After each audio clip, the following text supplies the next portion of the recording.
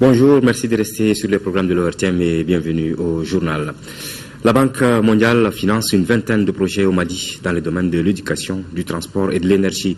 L'institution financière et les responsables des différents projets étaient réunis hier matin pour passer en revue les progrès réalisés et les défis à relever. Les participants réfléchissent au faible taux de décaissement du portefeuille de la Banque mondiale évalué à seulement 41%. Bourama Traoré.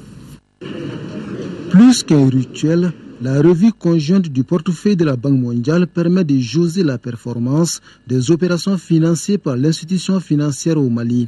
En clair, il s'agit d'évaluer une vingtaine de projets et programmes mis en œuvre pour améliorer les conditions de vie des populations maliennes. La revue est un exercice qui nous permet de faire le point dans la mise en œuvre des projets financés par la Banque mondiale au Mali, tant les projets nationaux que les projets régionaux concernant le Mali.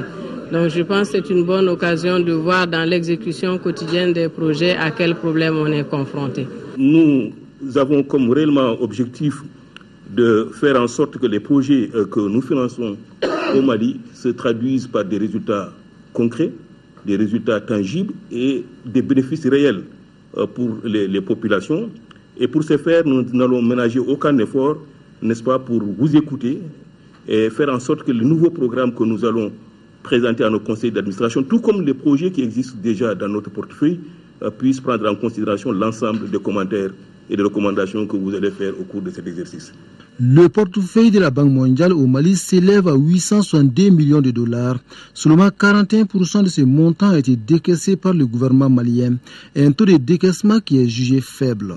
En 2010, nos taux de décaissement étaient de 253 millions de dollars. À peu près sur une base d'engagement de 666 millions de dollars. En 2012, il n'était que de 213 millions de dollars, c'est-à-dire le niveau de décaissement sur un niveau d'engagement de 587,6 millions de dollars. Heureusement, il y a des signes de progrès pour ce qui concerne l'année 2013, où nous sommes à un taux de décaissement de 243,5 millions de dollars, mais sur une base d'engagement de 672,6 millions de dollars. Deux raisons expliquent le faible taux de décaissement du portefeuille de la Banque mondiale. La première est relative au délai de passation des marchés, à savoir 4 mois. Pour l'approbation des marchés, il faut également 7 signatures ou visas.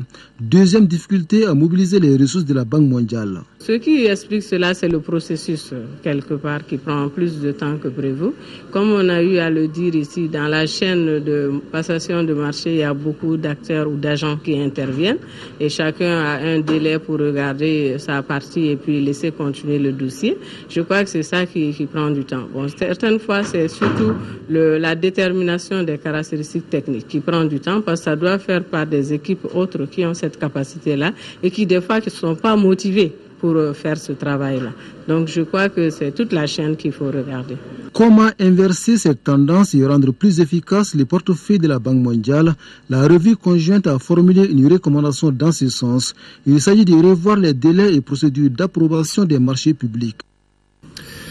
La Fédération malienne des personnes handicapées, en partenariat avec la Fondation internationale pour les systèmes électoraux et l'USAID, ont procédé aujourd'hui au lancement de la campagne de sensibilisation pour une participation massive aux élections législatives.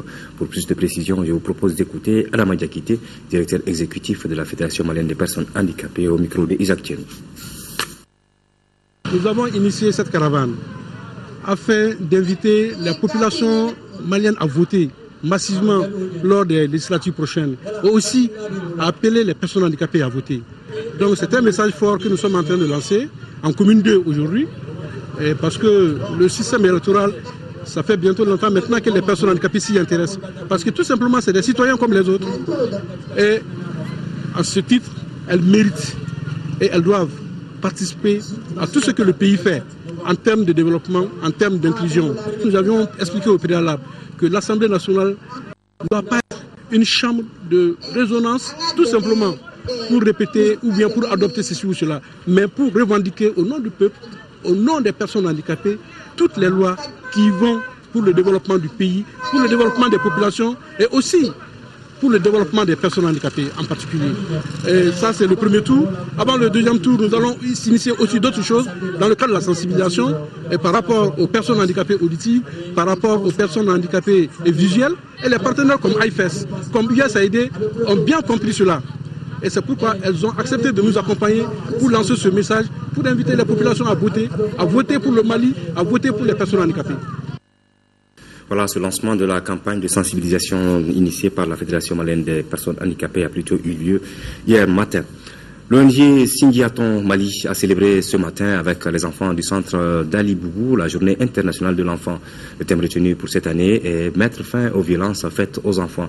La journée a été marquée par des activités artistiques et culturelles. Occasion pour les responsables de l'ONG d'inaugurer la maison des filles de Dali Bougou située à Moniambougou Projet. Reportage de Sorona Kamisogo. C'est à travers des activités artistiques et culturelles que les enfants du centre d'Ali Bougou ont célébré la journée internationale de l'enfant. Initiée par l'ONG Sindiaton Mali, et cela depuis juin 1997. Cette journée est devenue une occasion pour l'ONG et ses partenaires de mener des actions d'information, de sensibilisation et de plaidoyer en faveur des enfants. Nous visions à lutter, ou plutôt à mettre fin à toutes les violences faites aux enfants, plus particulièrement les violences sexuelles ou les abus sexuels dont les enfants sont victimes à travers le monde et au Mali. Et donc nous avons fait quand même passer les messages par les enfants qui sont les plus concernés et qui sont plutôt des victimes ou qui sont vulnérables à ces pratiques et qui deviennent de plus en plus un phénomène qui gangrène notre pays. Donc si les enfants eux-mêmes deviennent des acteurs de la lutte, nous faisons en sorte que ces enfants grandissent les moyens adéquats pour lutter contre ces phénomènes-là. Le thème retenu cette année au plan international et national est mettre fin aux violences faites aux enfants.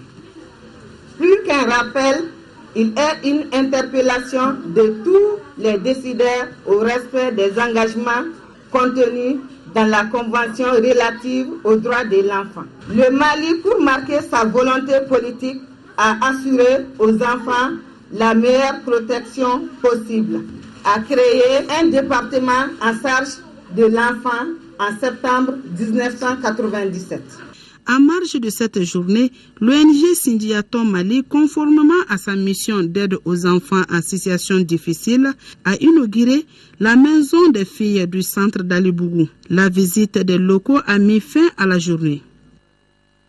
À Sikasso, des manifestations artistiques et culturelles comme moyen d'expression pour sensibiliser les décideurs sur la protection des droits des enfants, un événement organisé par Save the Children International Mali-Guinée pour marquer l'édition 2013 de la Journée mondiale des droits des enfants. C'était dans la salle de spectacle Lamissa Bengali, sous la présidence du directeur de l'Académie d'enseignement de Sikasso. Reportage de Daouda Diakité. La salle Lamissa Bengali de Sikasso était le pôle d'attraction des enfants ce mercredi 20 novembre 2013. Le jeu en valait la chandelle puisqu'il s'agissait de la célébration de la Journée mondiale des droits des enfants. Une initiative de Save the Children International qui place depuis plusieurs décennies la question de l'enfance au centre de ses préoccupations. L'instauration de cette journée vise à attirer notre attention sur un enjeu important, le bien-être des enfants du monde entier. La célébration chaque année du 20 novembre nous rappelle que l'humanité doit donner à l'enfant ce qu'elle a de meilleur. Save the Children International, en organisant cette année pour la première fois cette journée, veut renouveler son engagement pour les enfants de Sikasso et du Mali et démontrer que chaque enfant est unique et a besoin de respect, d'attention, d'amour et surtout d'être écouté. Le thème choisi cette année, à savoir mettre fin aux violences faites aux enfants, traduit la volonté des plus hautes autorités du Mali de garantir un environnement protecteur à tous les enfants. La journée du 20 novembre doit être mise à profit dans un élan de solidarité, de fraternité et de complémentarité pour que nous retrouvons fédérer nos moyens et nos idées autour de ce que nous avons en commun et de plus cher qui sont nos enfants. Je rassure que ma structure travaille et travaillera avec tous ceux qui ont souci de l'avenir et du devenir des enfants. Je m'engage et je vous demande à toutes et à tous de vous engager davantage pour le respect des droits des enfants, gage d'un développement harmonieux de la cité. Autre temps fort de cette célébration, la remise d'un important lot de consommables au centre Amaldem et l'orphelinat de Sikasso. Des manifestations artistiques et culturelles ont agrémenté la cérémonie. Nous restons à Sikasso avec le bureau exécutif du syndicat national de la production SINAPRO. La rencontre de ces militants à la base avec comme objectif de partager les résolutions du dernier congrès et de convenir de la conduite de la nouvelle feuille de route pour l'amélioration des conditions de vie des militants. De Sikasso, nous retrouvons Daouda Diakité. Par cette démarche participative, le bureau exécutif du syndicat national de la production SINAPRO veut consolider le climat de confiance entre les dirigeants et les camarades militants à la base. Il s'agit donc pour cette rencontre de Sikasso de faire le compte rendu détaillé des résolutions du dernier congrès et convenir de la marche à suivre pour la conduite de la nouvelle feuille de route. C'est l'expression de la volonté du bureau exécutif à honorer des engagements pris vis-à-vis du congrès, à savoir restituer aux militants en leur lieu de travail les résultats du congrès, notamment les résolutions. En deuxième position, faire en sorte que les travailleurs du SINAPRO, auprès d'eux, nous puissions recueillir les doléances spécifiques en vue de la constitution des cahiers de doléances que nous devons préparer. Avec les structures du développement rural et du secteur de l'industrie qui constituent le SINAPRO, toutes les préoccupations relatives à l'amélioration des conditions de travail et de vie ont été passées au peigne fin. Au-delà des résolutions, il y a des doléances spécifiques au niveau de chaque corporation qui compose le secteur du développement rural. Nous allons aborder cet aspect. En second lieu également, nous allons recueillir ces doléances et échanger avec les militants par rapport à toutes leurs préoccupations et par rapport à l'action que nous devons engager ensemble. Il s'agira désormais de faire en sorte que le syndicat du SINAPRO soit associé à l'initiation, à la conception et à l'exécution de l'ensemble des programmes qui seront menés par le bureau exécutif. Des rencontres similaires se tiendront dans les autres capitales régionales. C'est pour assurer une prise en charge gratuite des femmes victimes de la fistule obstétricale à Tombouctou que l'ONG AMSS, Association malienne pour la survie au Sahel, vient de remettre une lettre de plaidoyer aux autorités de la région. Depuis un certain temps, la AMSS a contribué avec l'hôpital de Tombouctou à la prise en charge gratuite de 75 cas. Une visite aux malades et aux nouveaux sites des patients a mis fin à cette activité. Yaya Tenina. En remettant la lettre de plaidoyer aux autorités régionales, l'Association malienne pour la survie au Sahel et son partenaire financier, l'aide de l'église norvégienne AEN, souhaitent une prise en charge chirurgicale gratuite des femmes victimes de la fistule obstétricale en 6e région. La MSS n'est pas à sa première participation, car de 2010 à 2013, 75 cas ont bénéficié d'une prise en charge gratuite. La prise en charge globale, c'est de l'identification de la femme au niveau des sensibilisations d'abord pour identifier les malades, le recrutement avec les SESCOM, le transport, la nourriture des femmes au sein de l'hôpital et tout ce qui suit l'acte chirurgical, l'hospitalisation, la prise en charge au niveau de l'hôpital. De 2010 à novembre 2013, nous avons fait la prise en charge de 75 cas de fistule obstétricale à Tombouctou. Je remercie l'État et l'ONG AMSS qui nous a amenés à Tombouctou pour nous traiter de cette maladie. L'exemple de cette jeune fille de 14 ans, victime de la fistule après un accouchement précoce, interpelle plus d'un.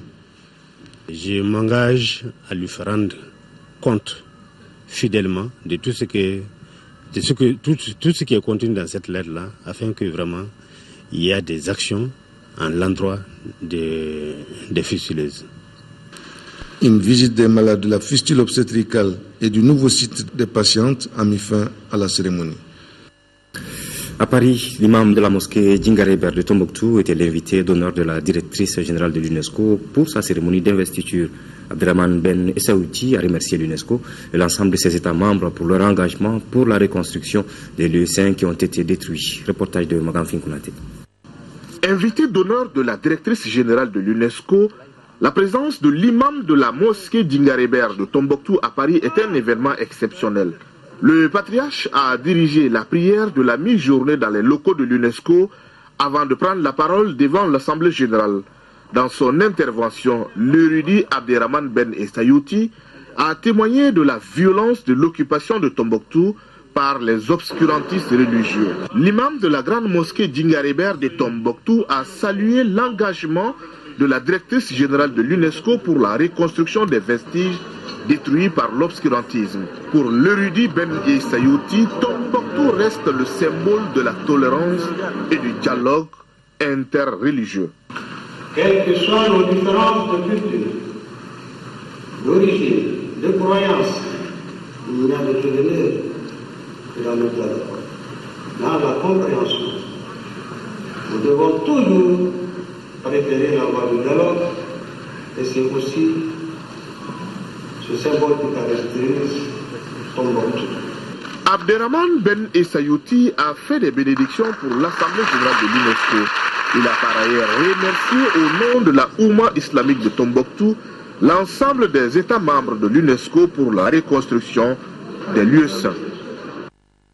Après une série sur les Sotramas de Bamako exposée en avril 2012 à l'ex-CCF de Bamako, l'artiste plasticien Drissa Konaté nous revient avec un nouveau projet baptisé Jakartako ou Affaires de Jakarta. Le projet a été présenté lundi au cours d'une exposition à l'Institut français du Mali avec pour objectif spécifique de sensibiliser la population sur la sécurité routière dans notre pays. Pour en savoir davantage, je vous propose d'aller à la découverte de l'univers d'étoiles sur ces engins à deux roues avec notre reporter Modibo Soare.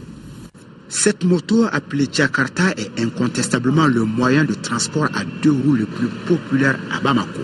De la rue, voilà qu'elle nous transporte à l'Institut français du Mali. Là également, c'est la vedette d'une exposition intitulée justement Jakartako ou Affaires de Jakarta. L'expo vise à sensibiliser les usagers sur les bonnes habitudes à prendre et les meilleures conduites à tenir par les motocyclistes. Une contribution de l'artiste à la réduction du nombre des sinistres sur la chaussée. Inédite, cette exposition au message fort a lieu le jour où est célébrée la journée nationale de souvenir aux victimes de la circulation routière.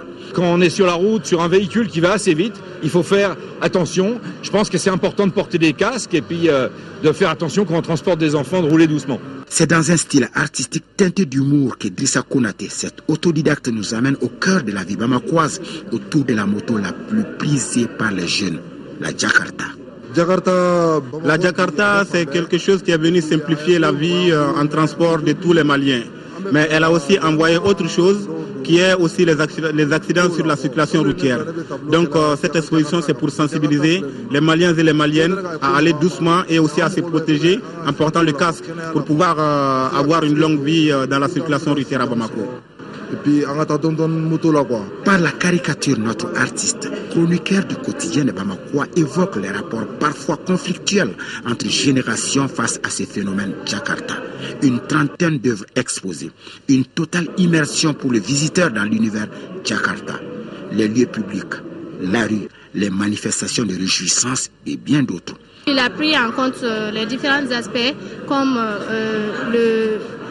le mauvais usage de la moto Jakarta, surtout les jours de mariage.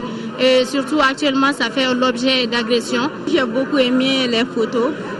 Je crois que ça va beaucoup aider sur la sensibilisation. À travers le dessin, on voit que le poids des casques est vraiment évident.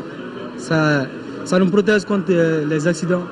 L'exposition Jakartako, surtout destinée au monde Jakarta, les jeunes, ils étaient donc venus nombreux pour voir le message de Drissa Konaté à travers ces toiles. Des œuvres de sensibilisation et d'éducation qui les attendent encore à l'ex-CCF de Bamako jusqu'au 6 décembre 2013. Très bon message de sensibilisation donc, de l'artiste Drissa Konaté sur fond d'humour. Ainsi s'achève cette édition que j'ai le plaisir de vous présenter. Vous retrouverez l'information à 18h et à 20h sur les antennes de l'ORTM avec Ndeye Sissoko. Merci et bonne journée.